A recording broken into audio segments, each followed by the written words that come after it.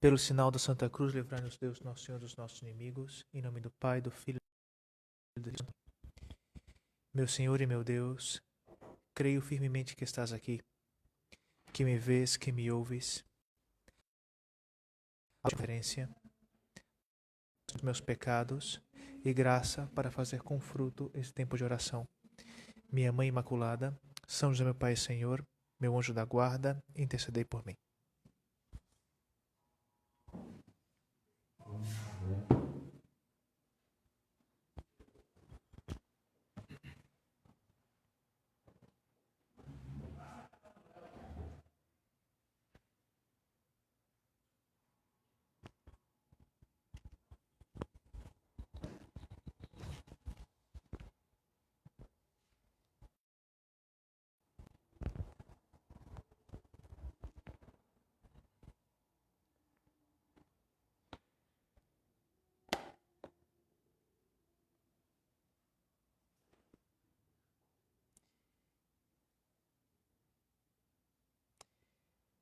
Um fato que me marcou quando eu era criança, eu estava na escola, e um dia se interrompeu as aulas, porque a gente ia acompanhar todo mundo do colégio o enterro de uma pessoa, coisa que nunca tinha visto, né?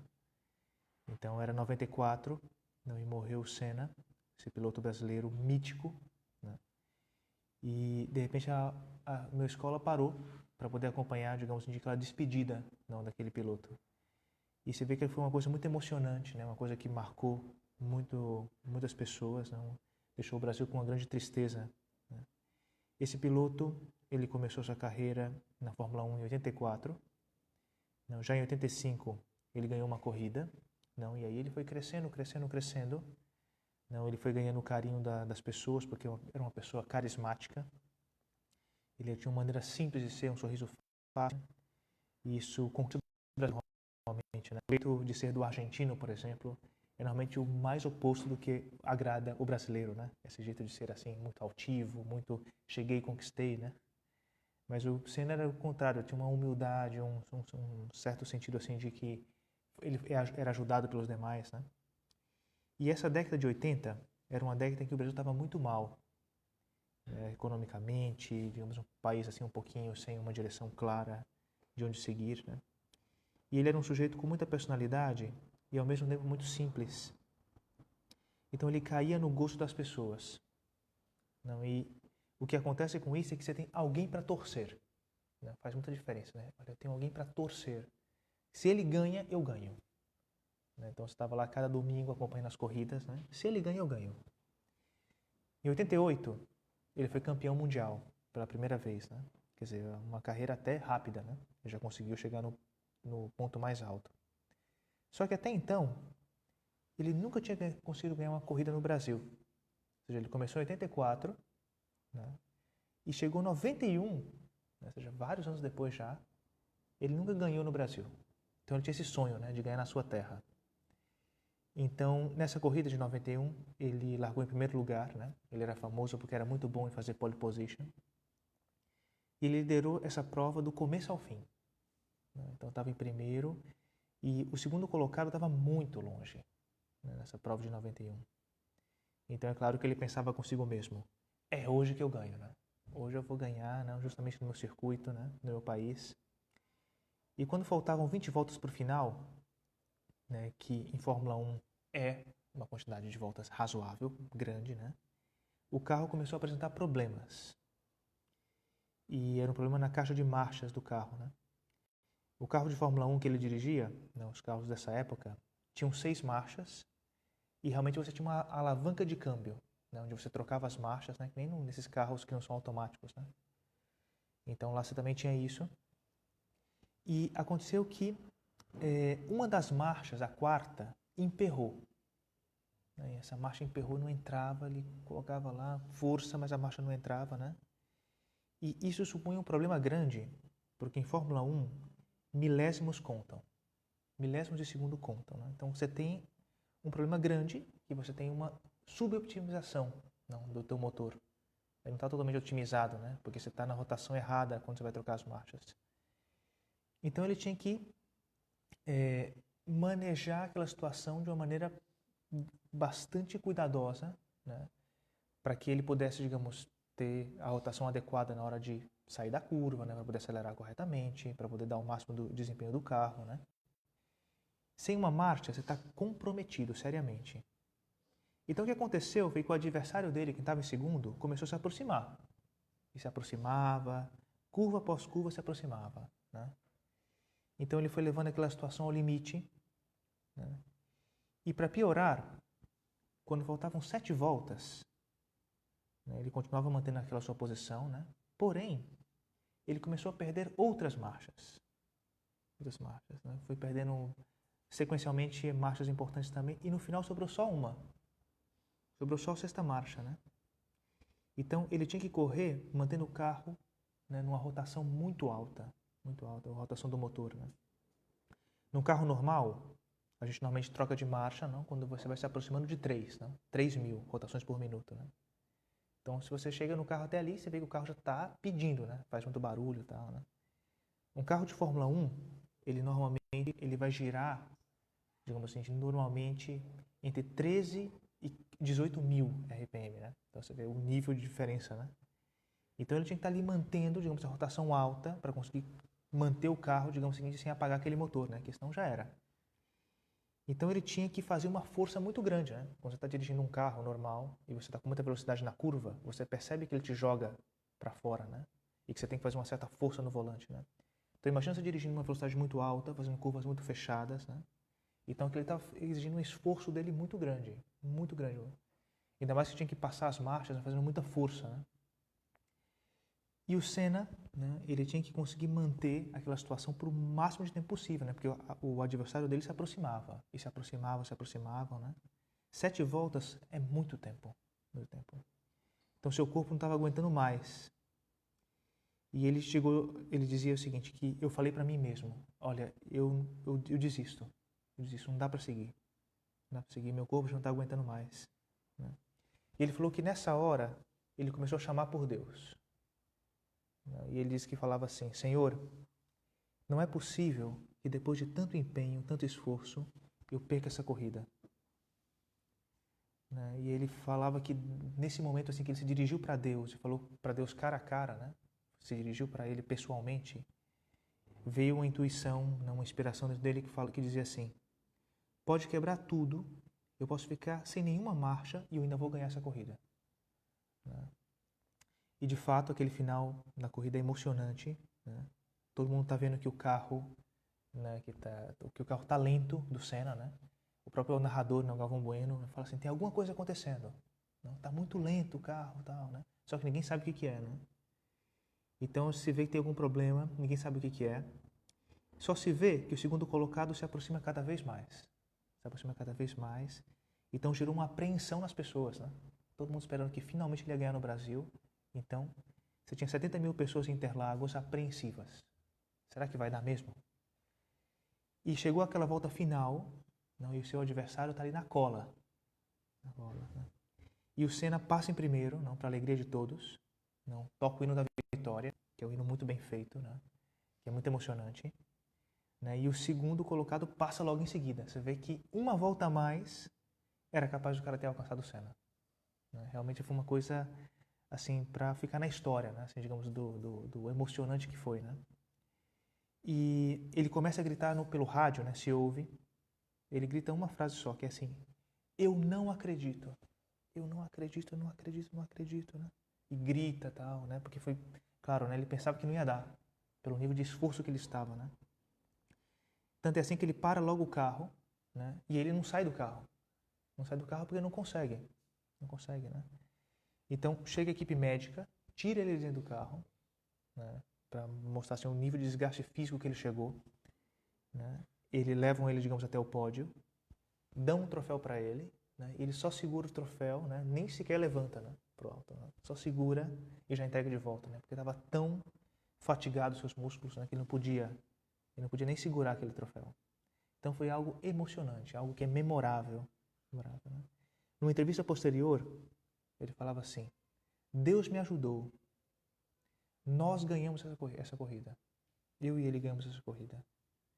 Quando eu já ia desistir, porque eu já não tinha mais forças, Deus me socorreu com a sua força, com a força dele.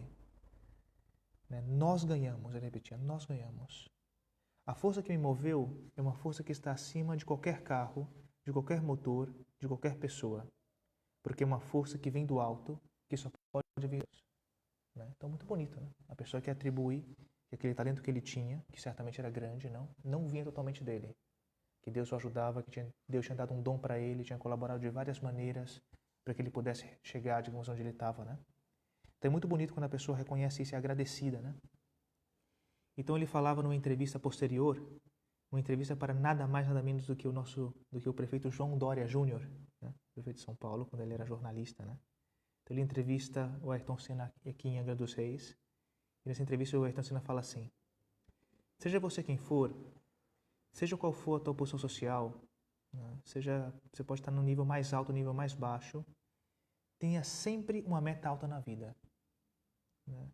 E persiga ela com muita determinação e sempre faça tudo com muito amor e com muita esperança.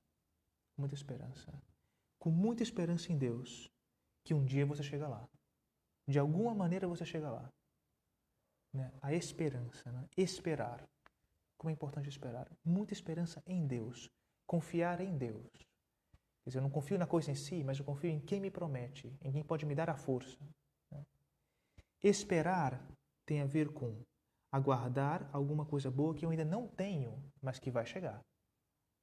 Não, e a gente, assim, a espera é uma coisa que causa dor. A espera causa dor. Né? Poxa, todo mundo esperando, olha, quando é que eu vou poder voltar para na rua e fazer as coisas que eu fazia antes, né? A espera é uma coisa dolorosa, né? Esperar não é uma coisa que tem a ver com uma força sobrenatural de Deus. A gente fala que tem 3 virtudes teologais, né? A fé, a caridade e a esperança. Quer dizer, não adianta só, digamos, aquela esperança do ponto de vista humano, né? Tem uma coisa que é infundida por Deus que faz com que você tenha força para esperar. Espera que vai chegar. Parece impossível, mas vai chegar. Vai chegar. Como eu sei? Porque eu confio em quem me prometeu. Né? Independente daquela coisa ser fácil, ser difícil, se com uma marcha eu vou conseguir, se nenhuma marcha eu vou conseguir. Eu confio em quem me prometeu. Quem me prometeu foi Deus. Não, Deus me prometeu alguma coisa. Meu Deus, você é totalmente digno da minha confiança. Quando foi que a tua palavra não se cumpriu? Quer dizer, quando foi que a palavra de Deus não se cumpriu? Quando foi que a palavra de Deus saiu da sua boca e não causou o efeito que ele queria? Então eu confio em quem me promete. Não é na coisa em si. Pode ser a coisa mais impossível do mundo. O importante é quem te promete. Quem te promete. A gente acabou de testemunhar, agora no domingo, a ressurreição de Cristo. Quer dizer, ali é uma mostra do quanto que a gente precisa, digamos, confiar, digamos, em Deus. Porque nem a morte, aquilo que a gente pensa como mais definitivo, foi capaz de conter a força de Deus. Quer dizer, nem a morte. O que pode ser mais definitivo do que isso? Nenhuma outra coisa. Então, se nem a morte foi capaz de conter o poder de Deus, então o que pode ser? Então, tudo é possível. Tudo é possível aquele que crê. Senhor, não, mas aumenta a minha fé, então. Aumenta a minha fé. Tudo é possível para aquele que crê. Deus, ele te diz assim, espera que algo bom vai te acontecer. Por quê? Porque eu cuido de você 24 horas por dia. Eu cuido de você 24 horas por dia. Não tem nenhum segundo que eu descanse do cuidado que eu tenho contigo, né? Meu objetivo é a tua felicidade, né? Eu te acompanho desde antes de você nascer. Quando você nem estava na terra ainda, eu já te acompanhava. A esperança é a atitude vital de qualquer pessoa que queira fazer alguma coisa grande na sua vida. A esperança em Cristo, ela faz com que a gente supere os limites do tempo. E ela certamente cria pessoas muito ousadas, pessoas que empreendem coisas grandes. Né? Quem acredita em Deus é capaz de fazer coisas que, digamos, puxa, para muitas outras pessoas pareceriam impossíveis. Né? Cristo promete e cumpre.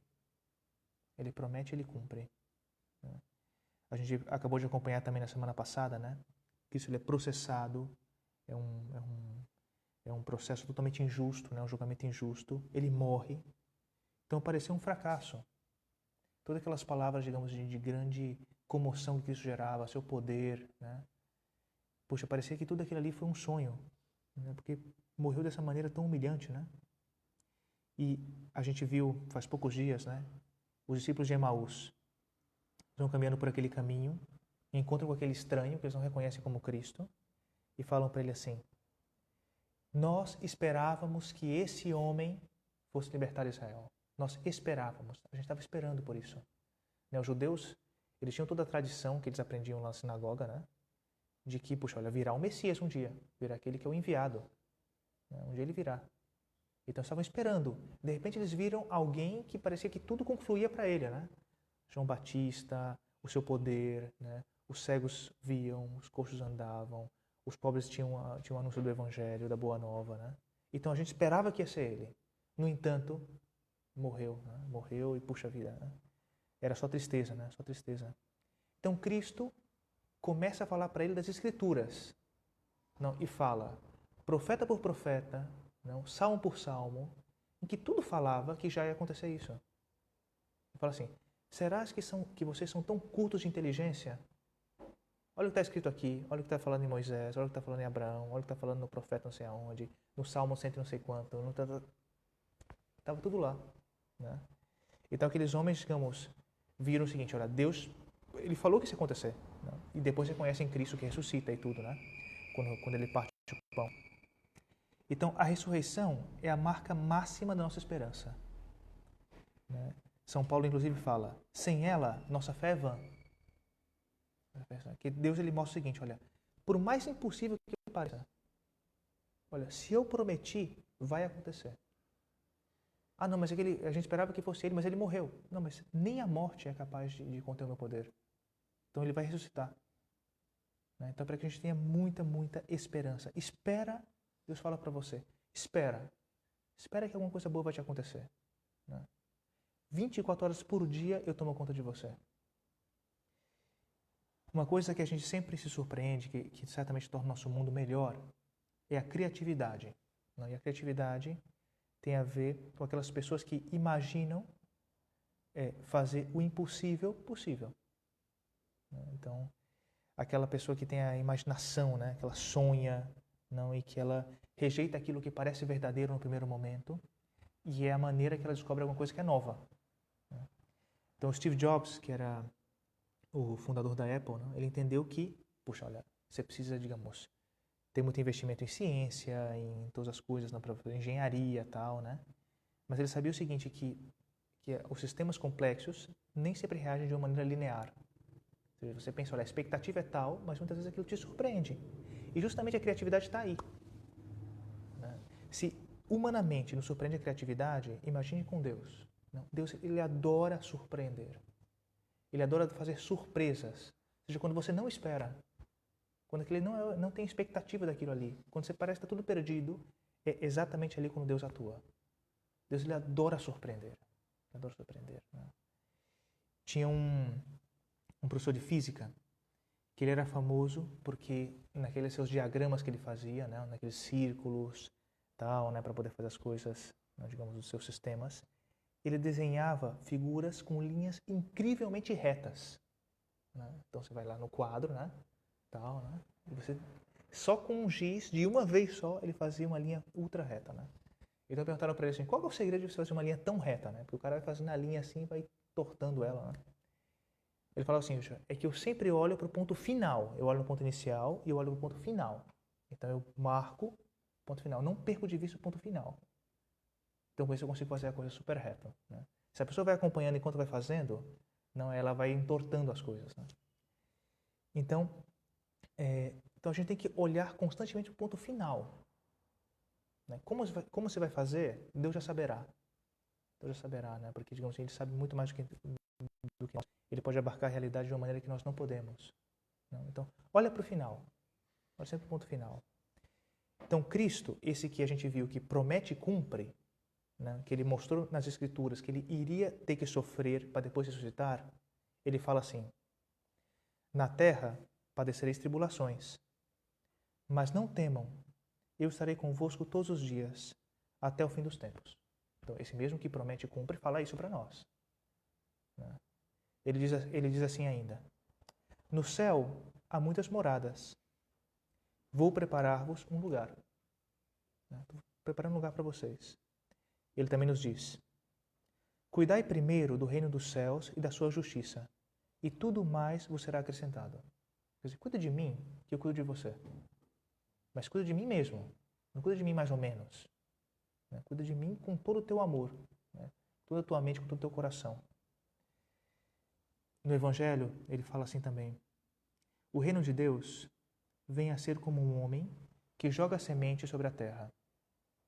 E ele dorme, e ele fica, digamos, vigiando aquela semente noite e dia. A semente nasce e cresce sem que ele saiba como. De repente, um dia ela aparece.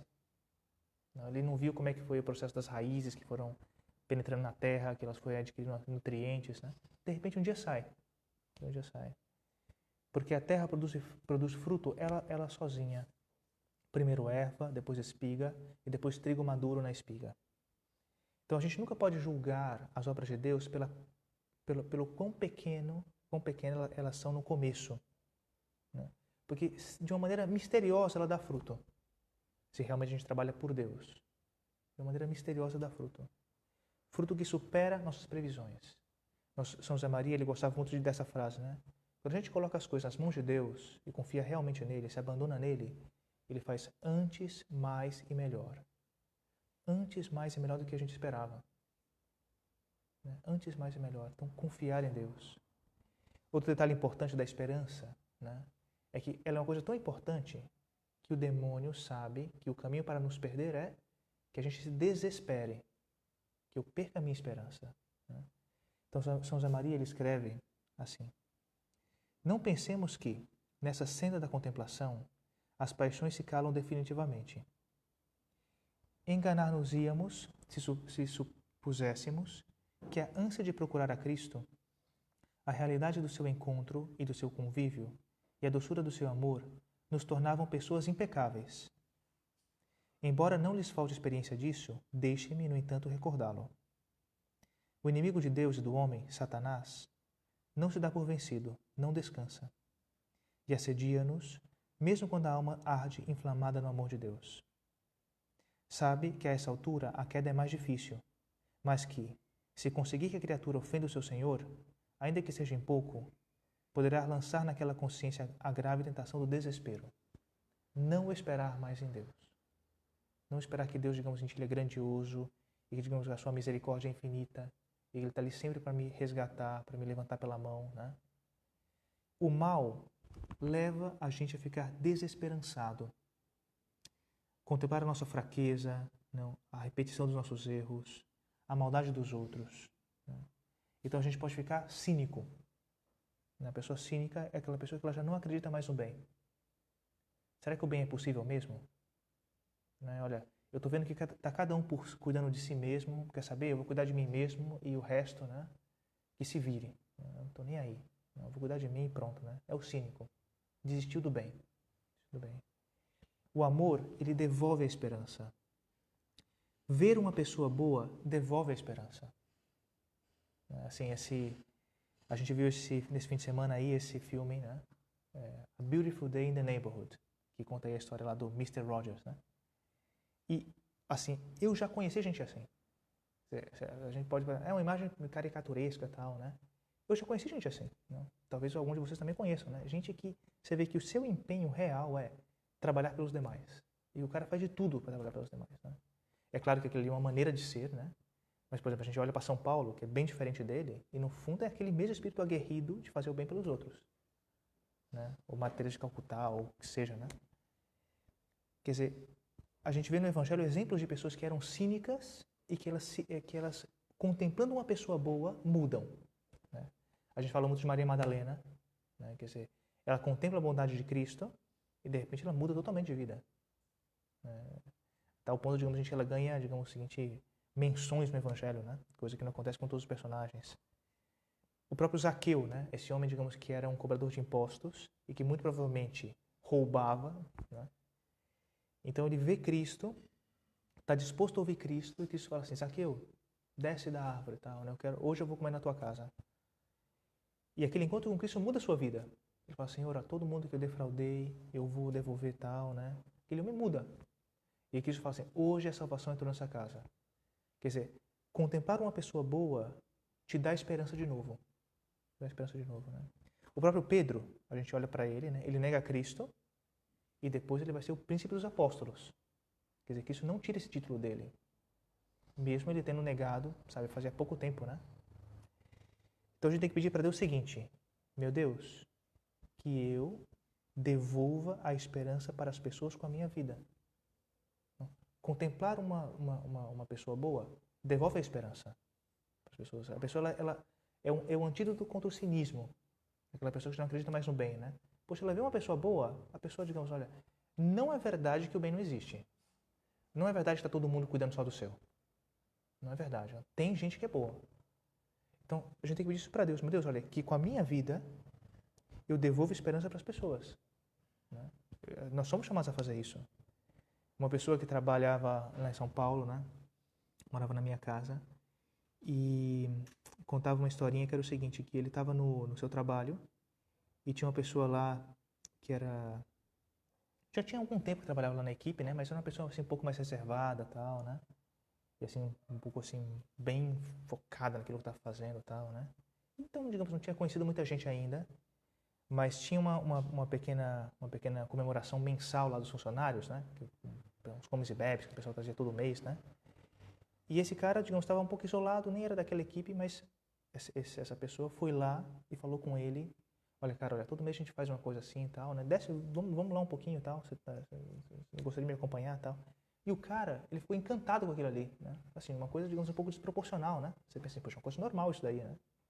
Mas é que talvez aquele cara, ele tinha tido experiências, assim, digamos, de egoísmo e de cinismo tão grande por onde ele tinha passado, que de repente que uma pessoa fosse lá e lembrasse dele, parecia uma coisa estranha.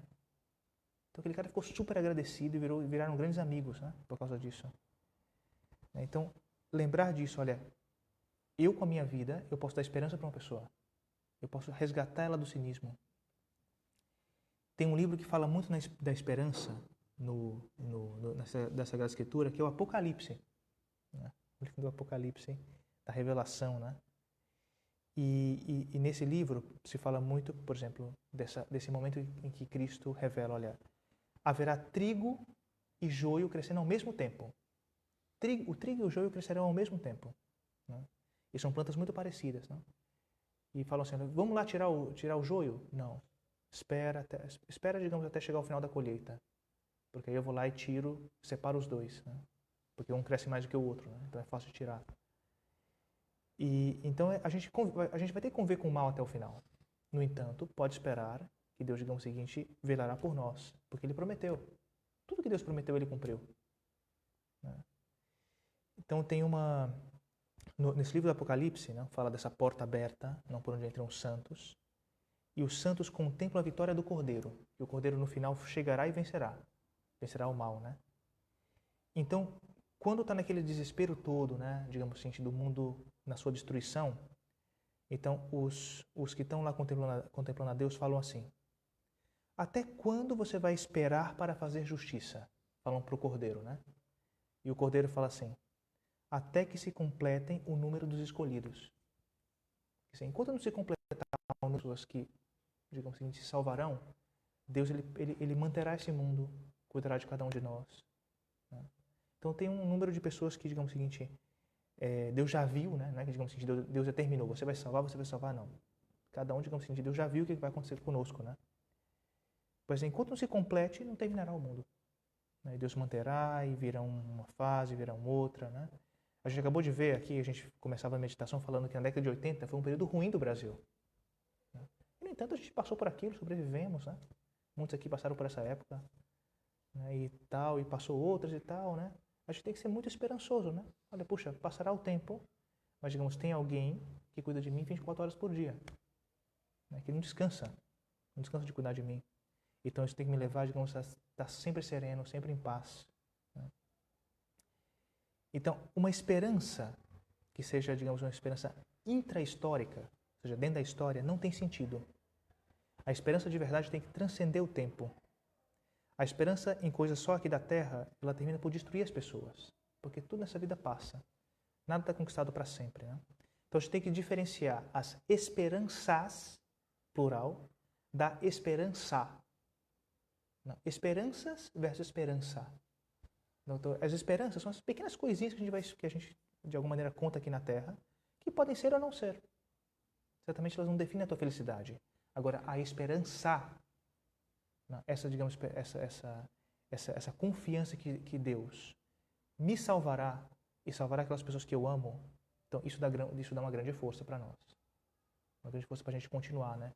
Lembrar, né? Olhar só para o ponto final. O professor lá conseguia fazer as linhas retas porque ele olhava só para o ponto final. Então, esse ponto final, que é a esperança, é o seguinte: Deus, Ele trabalhará sempre para me salvar. Se eu não resistir a Deus, Ele me salvará. Ele me cuidará. Né? Então a gente tem que ser audacioso, propor-se coisas grandes, né? Porque Deus está disposto a nos ajudar. Né?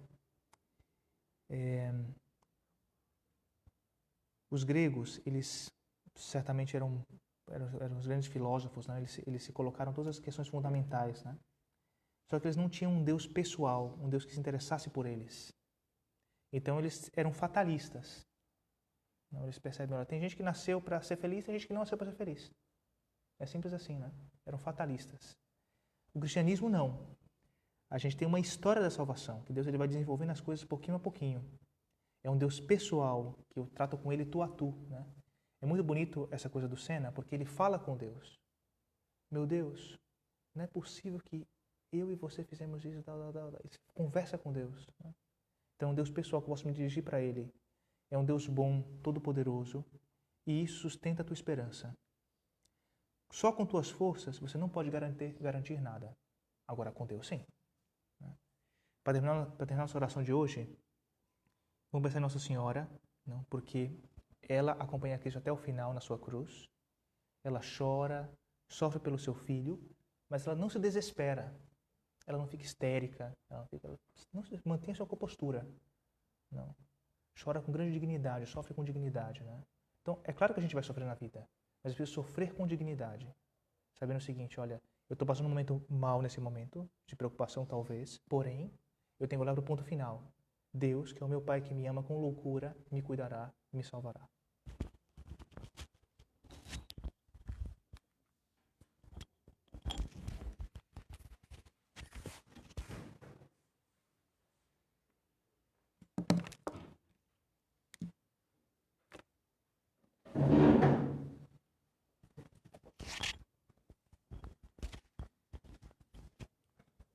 Dou-te graças, meu Deus, pelos bons propósitos, afetos e inspirações que me comunicaste essa meditação.